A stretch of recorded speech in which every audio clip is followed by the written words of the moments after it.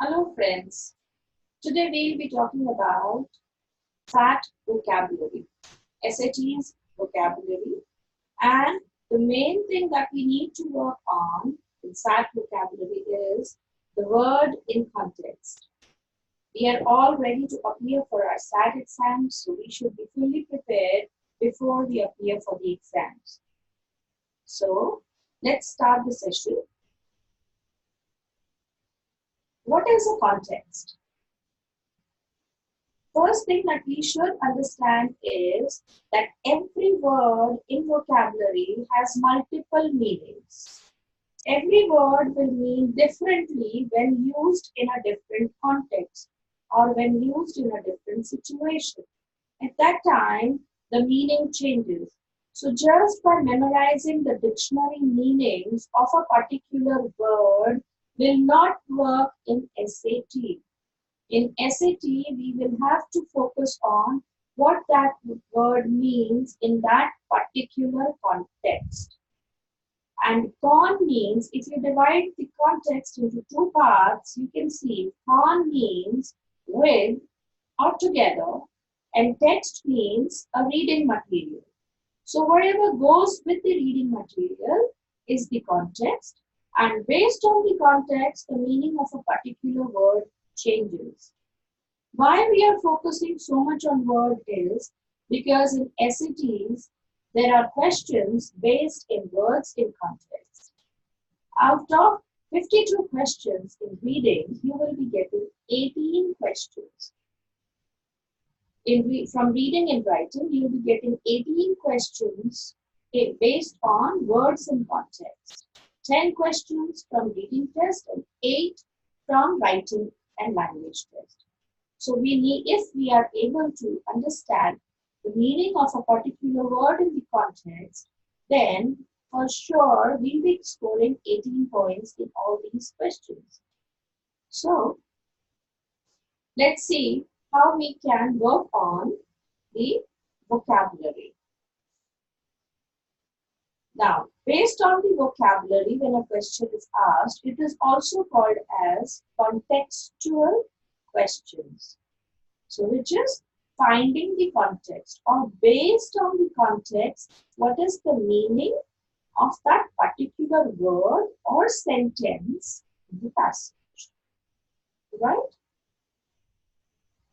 Word in context. In the vocabulary, we can figure out what the particular word means based on the sentence. So in case you don't know the meaning of a particular word, it's okay, don't worry about it. All you have to do is read a sentence before and a sentence after the particular word, and you can figure out for yourself the meaning of that word. When we read the sentences before a word and after a word to come to the meaning, we call them, the supporting sentences, as context clues. That is, these are the clues that give you the answer what that particular word means. Every writer uses the vocabulary or expresses himself in 6 forms. Whenever he is using a word or something in the language, in vocabulary, he uses 6 different types of context clues. These are definition, example, synonym, comparison, contrast, and cause and effect. Now, these are the 6 types of context clues that you will be getting in your passages, reading and writing both the passages, so you can figure out the meaning of it. Just understand one thing, the new SAT, the new SAT question paper will not ask you for dictionary meaning of the particular word. They will ask you what the word in context means. So, you just read the sentence and you will make out for yourself what that particular word would mean. And based on the options given, you can easily choose the correct option. Now, the next slide will have an example of how these context clues work in the sentences. Let's see. If you can see the first example of which is restating or defining it. If you see the word, the bold word constituents, if you know the meaning, the dictionary meaning of constituent is the different parts that make up one whole unit. These are the elements that make a unit. In science or in maths, you can come across these constituents which make up a particular element or a unit. But in language, this also has another meaning. So let's see in the sentence what the meaning is. If you read the sentence, when Henry Gonzalez was elected to Congress, many of his Spanish-speaking constituents, the voters in his district. So if we see constituents and then he's saying the voters, so we can make out what are the constituents? The voters. Or who are the constituents if you say? They are the voters. So you know the meaning of constituent in this particular sentence is the voters. Are you getting it? How the writer explains the word in a definition. That is, he defines it or he restates it to make it easy for the readers to understand. Let's see the next example that will reveal the meaning. That is, it will explain the meaning or so here we have the word bold in bold, which is espionage. If we know the meaning of it, well and good. Otherwise, let's read the sentence and we'll come across the meaning. If you read the sentence, the scientist was accused of several acts of espionage, such as photographing secret documents and taping private conversations. So if you see, he's defining it, he's explaining the meaning of it. So what is espionage? That is photographing secret documents and taping private conversation. Who does this kind of thing? If you know, well, but then it is a spy, S-P-Y, spy who does it. And an act of spying is called espionage. Now let's come to the third example, which is use of synonym. Synonym is words having the same meaning. If you see the bold word here, coffers. If you don't know the meaning of coffers, let's read the sentence and we come across the meaning. The club's coffers were so low that the members had to ask for donations to refill the treasury. See, so easily we can make out coffers means treasury, money bank. Let's come to the comparison example. When it is compared with a similar word, so let's see the bold word here is contaminated. We all know what contaminated means. We are drinking contaminated water, right? So let's see, he is comparing it to a similar word. Let's see what is the similar word of contaminated used in this sentence. That is, as in so many polluted cities, the air in our community is sometimes too contaminated to breathe. So if you see, it's comparing contaminated with polluted. So it's the same word, comparison with similar word. Now, contrasting. Contrast is with the word opposite. Let's see the meaning of the word immaculate. Immaculate is written in bold here. The team's uniforms were immaculate before the game, but by the end of the first half, they were filthy. If we know the meaning of filthy, we can easily make out that immaculate means spick and span, neat, tidy. Now let's come to the last way in which a word is explain, that is by cause and effect. If you see the last sentence, Will Rogers was considered to be a humanitarian because he worked to improve people's lives. Humanitarian because he worked to improve people's lives. So humanitarian is person who's working for people's life, for improving people's life.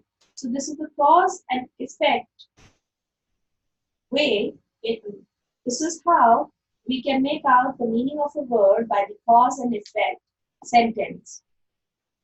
I hope I'm making it clear. Now let's come back to the START questions, how the questions are based. These are the ways, in 6 ways, the context clues give us the idea of or the meaning of the word we are looking for. So these are the 6 ways. First is by defining, second is by example, third is by synonym, fourth is by comparison, fifth is by contrast, and sixth is by cause and effect. Now, in SAT, the context questions would be, there will be 3 kinds in which they will ask you a question. One is interpreting the words and phrases in the context. This is in the reading test. They will ask you what this particular word means in the context. Based on the context, give the meaning of this particular phrase. Second one would be analyzing the word choice rhetorically. That is, you just see if the word used there is good or the options are better. If there is any word in the options which would be better suited to be used instead of that particular word in the context, then we can choose it. And lastly, in the writing test, how effectively that particular word is used. All right. So let's see how the reading section takes care of these questions. This is an example. If you see the example, I had been dining with Erskine in his pretty little house in Birdcage Walk when we struck upon the somewhat curious topic of forgeries.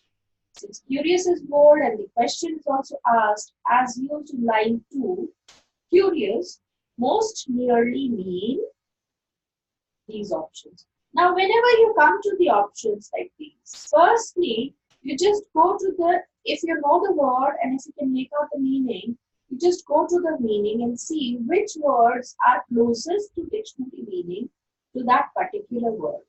That is the first step. Second step is, then you read the sentences fully around the particular word and then make out what that word is meaning in this context, which is our primary purpose. So let's see. The first option is eccentric. The dictionary meaning of eccentric is having a mental problem. So eccentric is mental, and curious is somewhat curious. Curious is if you are curious about something, inquisitive about something, then it is curious. Now, obviously, it is not a mental state. So, eccentric will be eliminated. Second option is invasive.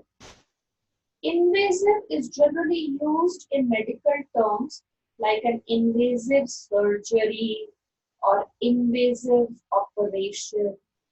So even that is out of the context, so we eliminate that. Third is interesting. Now, yes, this could be an option, a choice, an answer for the curious, because curious is being inquisitive. So if there is something interesting, obviously a person shows curiosity in that. So I keep it handy, this one. Last one is controversial. Controversial is something which is having a controversy about it. That is something that is having two contradictory statements in it. So let's see if it is interesting or controversial. Now, if you come to this passage again, If you see, they are talking about the topic of forgery. If you know the meaning of forgery, forgery is making a duplicate and passing it off as original. That is a forgery, like forging somebody's signature, forging a painting, an artist's painting. So if you see, the next line is about painting itself. I recall opining that so-called forgeries were merely the result of an artistic desire for perfect representation. We had no right to quarrel with an artist. Now, an artist representation, everybody, and there is no law which says you cannot copy or duplicate somebody's work. If there is a painting of Picasso, you can make a duplicate of it. And you can also sell it as a duplicate. But if you sell it claiming that it is the original Picasso, then it becomes a forgery. So if you see, there are two contradictory statements in this passage. So instead of the word somewhat curious, I would go for somewhat controversial topic of forgeries. Till the time the forgery is not sold as the original work, it is not wrong. Now, another step is, the initial step that we took was eliminating the wrong choices. Another step that we can do is, when we have still confusion whether I should go with interesting or controversial, I would plug the options in place of the word given. That is, instead of curious, first I'll try to use the word interesting and see if it makes sense or if it improves the sentence, and if it doesn't negate the passage. So let's see. When we struck upon the somewhat interesting topic of forgery. Yes, this will go. Let's see the second one. When we struck upon the somewhat controversial topic of forgeries. Now see, like I said earlier, there are two contradictory statements over here. One is talking about forgery, and second is, it is a desire for perfect representation. That is just to prove that I can make it better, or I can make the same thing like you did. So you are not a big thing. I can also do the same thing just to prove that. So that's why the best choice over here is controversial and not interesting. So this is how we answer the questions based on words in context. I hope you understand this. And let's come to the next slide. This is another example. If you see, they have asked, as used in line 19, demands most nearly means. And let's go again with the same step. First, look at the options and go with the meaning which are closest to the word demands. What is a demand? Okay, demand is asking for something. The first option is offers. Offers is somebody is giving you something, making you an offer. So obviously it's eliminated. The A part goes. Second one is claims. Claims is something that you claim to be yours. That is, you say that this is mine. Demand is you are asking for yourself. So there is a difference, but still I'll keep it in hand just to be sure. C is inquiries. Inquiries is asking for something. Demand is also asking for something. So I will keep this. Inquiries are generally asking for information. Demands is asking for something. So, but then still they are both asking, so still I'll keep it. Last one is desires. Desires is want. I want this, which is closer to demands. So let's keep in handy. So A is eliminated. We are left with three options: claims, inquiries, and desires. Now let's read the passage and let's find which one would be best suited in this paragraph or in this passage. Commercial venture that sprung up in 2012, Golden Spike of Colorado will be offering trips to the moon, including to potential lunar miners. Within a few decades, these firms may be meeting earthly demands for precious metals, such as platinum and gold, and the rare earth elements vital. Okay, so within a few decades, these firms may be meeting earthly demands. So let's put earthly, plug in the options that we had. So instead of demand, let's put claims there. Meeting earthly claims for precious metal. Does not go very well with it. Let's see the next one. Meeting earthly inquiries for precious metals. Inquiries would be always there anyway. Then the last one, meeting earthly desires for the precious metal. So you figure out for yourself what would be the correct choice. Claims is meeting earthly claims for precious metal. They cannot claim unless it is theirs, since it's coming from the lunar mine. So claims goes off. Then inquiries is asking for information. They're always asking for information. So when within a few decades, these firms may be meeting earthly demands, is earthly requirements for precious metals, which goes well with the D option, desires. So I will select the option D. Meeting earthly desires for precious metals. Are we getting it? How we answer the questions? Let's come to the next slide. Now, in addition to the word and context questions, you'll get questions to pick a single word or phrase in order to clarify a part of the passage. Okay, with these questions, you must understand that the words means, so you should know the meaning of the word so that you can choose the right answer. Let's see the assumption made by gift givers. If you see this thing, gift giver, who is a gift giver? Somebody who gives a gift. So what does he assume before giving a gift? You must have also given gifts to people. So what is your assumption when you give a gift? Or what do you think before giving a gift? What is your intention before giving a gift? Is it insincere? Are you forced to do it? If you go with option A, an insincere assumption, it would not go. Because a gift giver, somebody who gives gift, he gives it from his heart. So it is not a wrong desire. It is not insincere. This will be eliminated.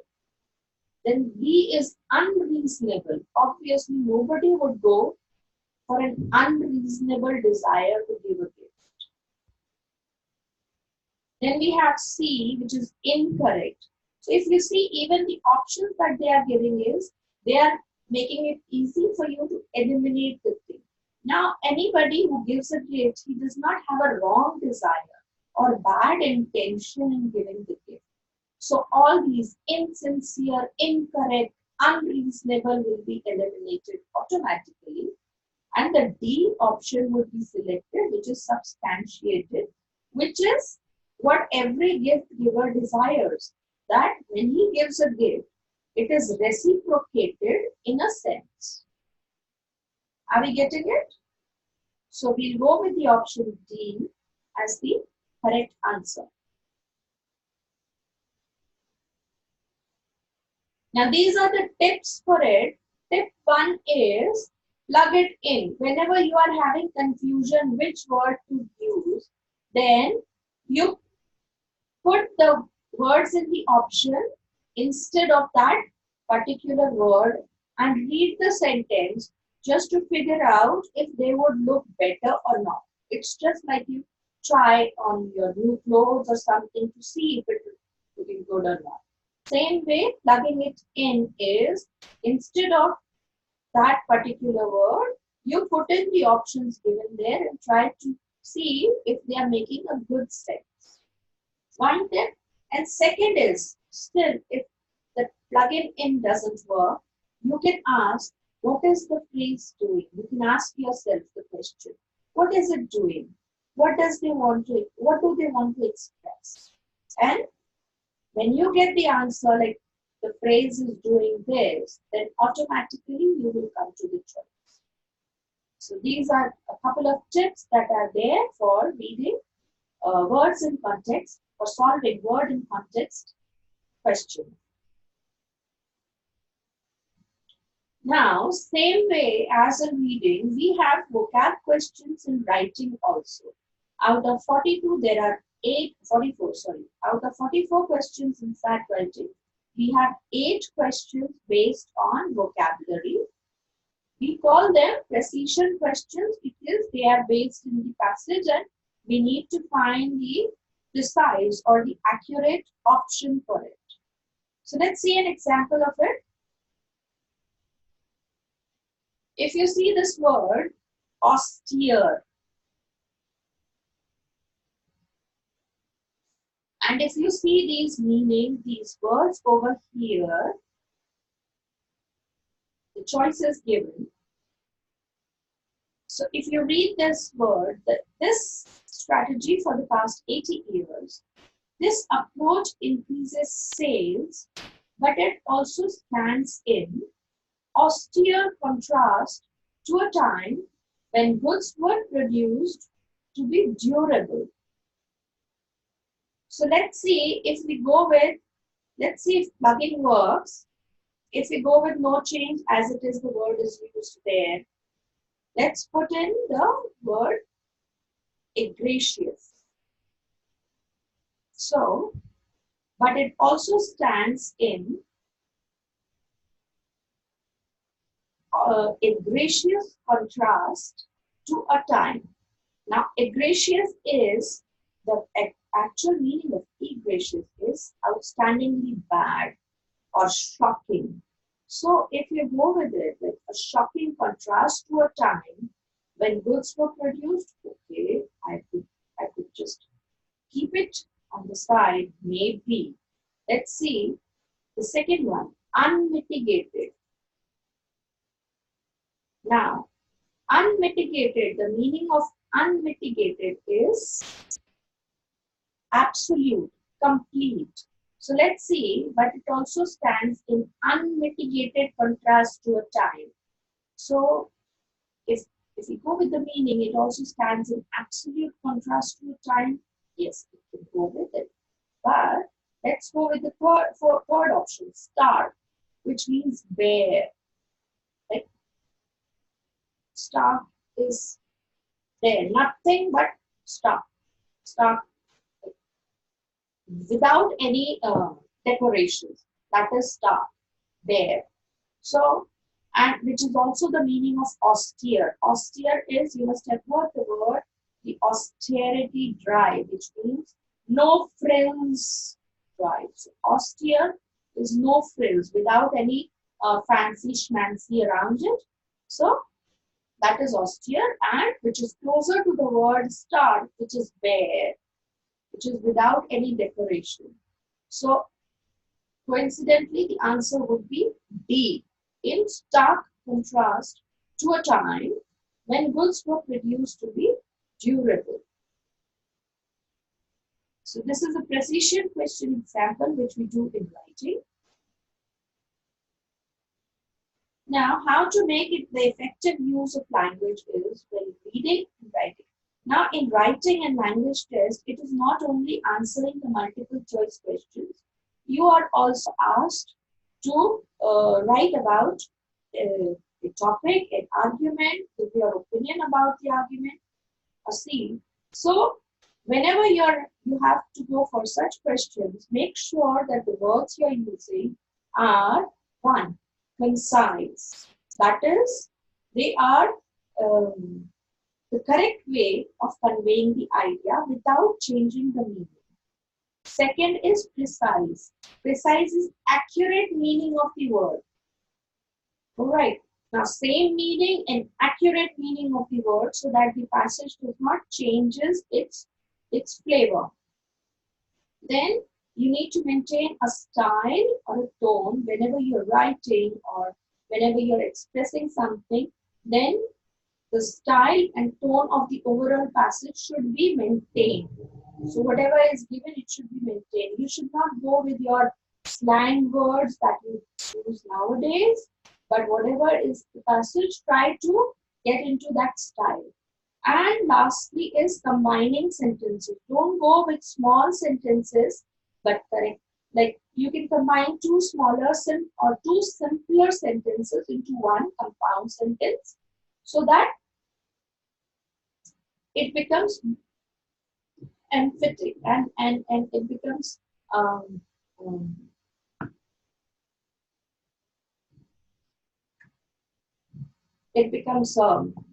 easy to understand also, and it saves too many small simple sentences. So instead of simple sentence, it shows how good your aptitude is towards the language. So go for combined sentences or compound sentences if you want. Now, these are just sample words that I have used. I've taken for it for an assignment. I'll be showing it to you. Now, these are certain tips that you can do. Now, let's understand that whenever we want to increase the vocabulary, there are different ways in which we can increase our vocabulary. Please try to understand, you cannot memorize the dictionary. Whenever you are using you're trying to learn vocabulary, you're trying to increase your vocabulary, you're doing some exercises, some vocabulary exercises, please try to understand, don't memorize the words and the meanings. You cannot memorize the dictionary. Our mind is very sharp, our brain is very smart. So what you do is, the best thing is, you get to read new words, you take a list of new words, and this is a flashcard method that we use. That is, suppose you have 100 words today. Out of these 100 words, you just read the word, the meaning, and the sentence it's used in today. Now, out of 100 words, you may be knowing, say, 20 words. So, 80 words. So, these 20 words you cross out. That out of this list of 100 words, I know 20 words and the rest 80 are new to me. So new words. So you can put them in a list, new words. Then today you read these 80 new words and then forget it. Leave that list aside for a day. Next day, start reading that list again, the 80 new words.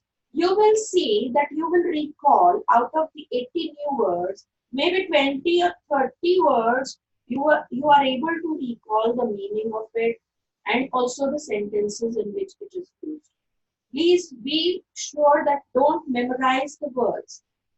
So the next day, second day, you are able to recall 30 words. So you are left with 50 new words on the second day. Leave those 50 new words aside for one more day.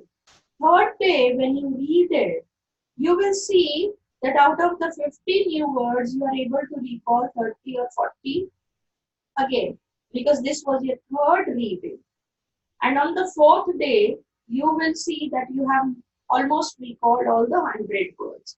So this is how you increase your vocabulary. Apart from that, we have a flashcard method wherein you make flashcards of all the words that are given there in the list. And then you divide the flashcards into two decks, which is one deck which you know, and the second deck new words. So go through the new words, go through the words and put them in two piles. And then the next day, you go to the new words, and similarly, you can recall that out of the new words or the struggled words, you are able to recall maybe some of the words. So this is how you keep on increasing your vocabulary. Apart from that, there are free softwares also available on the net to increase your vocabulary. Now, before I finish my session, I will take up a small vocabulary list also with you so that you can see how you can increase your vocabulary. I'll be sharing that file with you now.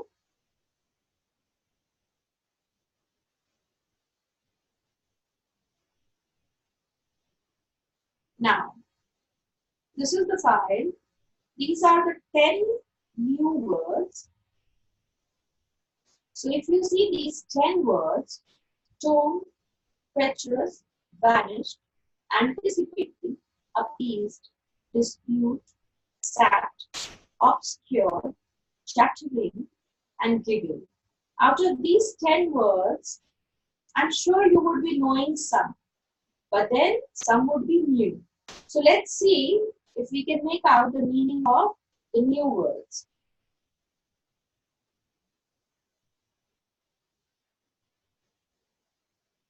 Now let's see the first sentence. I took the tome off the shelf and opened it to page 94. Then I began to read. So now what does tome mean?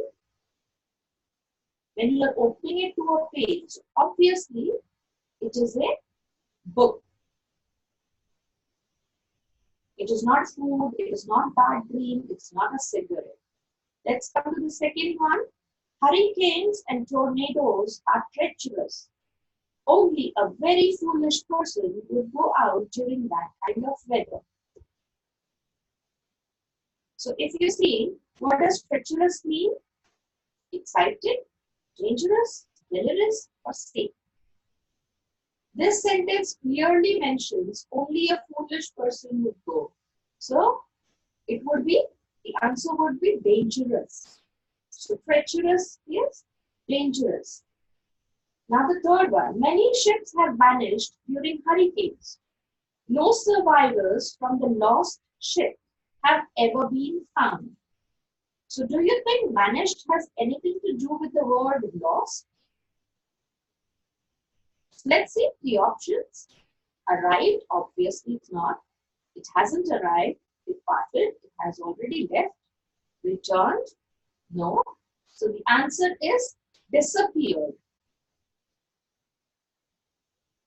So vanished means disappeared.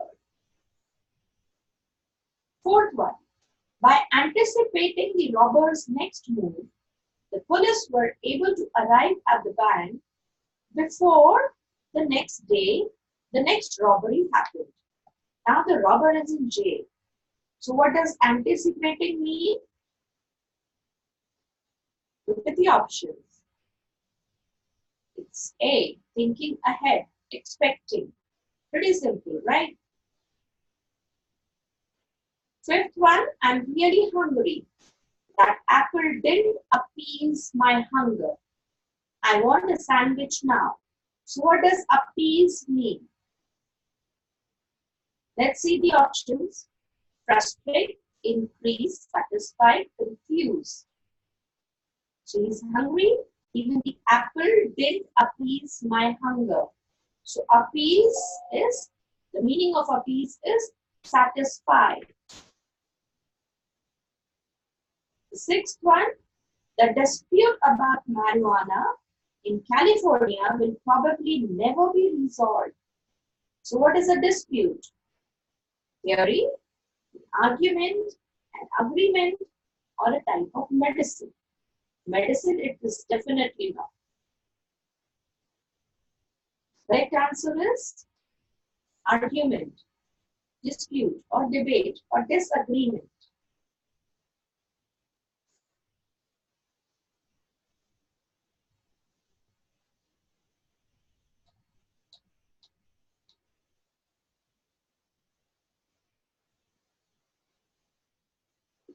Let's come to the seventh one. The virus has really sapped my energy. I get tired just walking across the room. I hope to get better soon because I need to return to work. The virus has really sapped my energy. Let's look at the options. The options are give, increase. So obviously, it does not increase to my energy. He's tired. C is take away or drain. And D is enhance. Enhance is again increasing something. So we'll go with the option C, take away or drain the energy, drain energy. So sapped is taking away or drain. Now let's come to the sentence 8. Some people think that discussing the danger of cigarette smoking obscures the real issue. They believe the real issue is that smokers are discriminated against. So obscures the real issue. What would obscure mean? To shorten, challenge, obvious, or to hide. The correct option is D, hide or to conceal. So the dangers of cigarette smoking hides the real issue.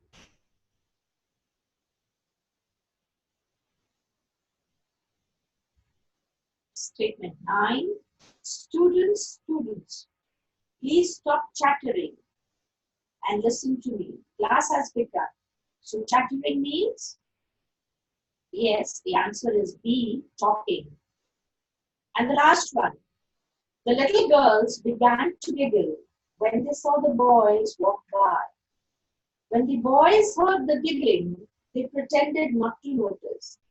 So giggle means laugh. Yes, the option is D, laugh.